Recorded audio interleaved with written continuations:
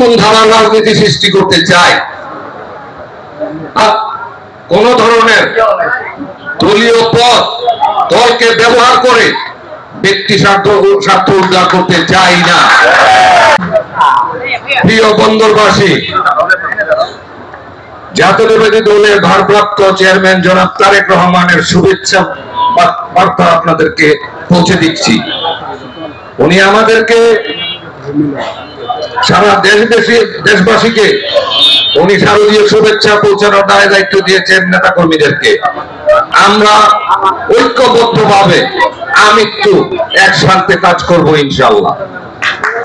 আজকে অনেক ধরনের প্রোপাগান্ডা শুরু হবে, কোনো কিছুতে কান দিবেন না। আমি আপনাদের পাশে থাকবো, ভোটে দাঁড়ালেও থাকবো, ভোটে না দাঁড়ালে আপনাদের পাশে থাকবো। জানেন 500 বছরের হিস্ট্রি আছে এই শহরের। আমাদের এই শহরে ঢাকার পরেই একমাত্র শহর, সর্বোচ্চ জেলা 63টা জেলা থেকে আমাদের লোকজন এখানে বসবাস করেন এবং আমরা আনন্দিত এবং গর্বিত তাদের নিয়ে। তারা ব্যবসা বাণিজ্য করেন, তারা বেশিরভাগই ব্যবসা বাণিজ্যের সাথে জড়িত। এটা একটা ব্যবসায়িক শহর। আমরা সবাই মিলেমিশে একে অপরের নিরাপত্তা প্রদান করব ইনশাআল্লাহ। এই শহর হয় যাতে শান্তির শহর, নিরাপত্তার শহর, দুর্নীতি মুক্ত শহর, মাদক মুক্ত শহর, সন্ত্রাস মুক্ত শহর, শিক্ষা পাবে অগ্রগতি।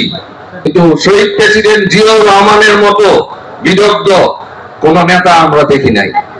শহীদ প্রেসিডেন্ট জিয়াউর রহমান বাংলাদেশকে নিয়ে ভেবেছেন, যা বাস্তবতা পদক্ষেপ নিয়েছেন। উনি বহুদলীয় গণতন্ত্রের প্রবক্তা। উনি ফিরিয়ে দিয়েছিলেন মানুষের বাক স্বাধীনতা, আর সেটার জন্য তাকে চরম মূল্য দিতে হয়েছে শহীদ হয়ে। আমি মানুষের পাশেই থাকি, মানুষের জন্য চেষ্টা করি কাজ করতে, কারণ দিন শেষে আপনারা ছাড়া আমার আসলে কেউ নাই। আমার বাবাও নাই, মাও নাই, গত হয়েছেন। আমার 2-3টা ছেলে মেয়ে, তারা তাদের কাজ নিয়ে ব্যস্ত। তারা নারায়ণগঞ্জের ব্যাপারে কোনরকম কোনো আগ্রহ তাদের দেখি না। তার মানে আমার কোনো চাহিদা নাই, আমার কোনো নেক্সট বংশধর নাই যে আমার পরে আরেকজন, আরেকজন না। আমি রাজনীতিতে হয়তো আমার পরিবারের শেষ ব্যক্তি, আমার ভাইয়েরাও কেউ আসবে না, আমার বোনেরাও কেউ আসবে না। অতএব আমার এখানে পাওয়ার কিছু নেই। আমি চেষ্টা করব আমার জীবদ্দশায়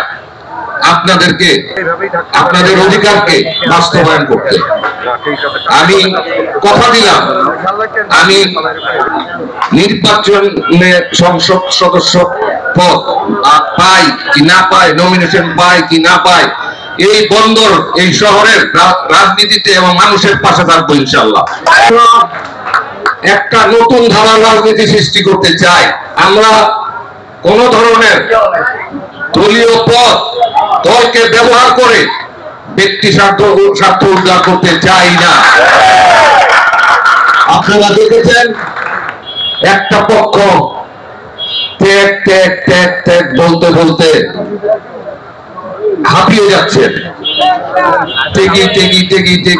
আমরা দেখেছি 5ই আগস্টের পরে ত্যাগের কত মূল্য দিতে হয়েছে দেশবাসীকে, নারায়ণগঞ্জবাসীকে, বন্দরবাসীকে। তো আমরা নতুন ধারার রাজনীতি করতে চাই।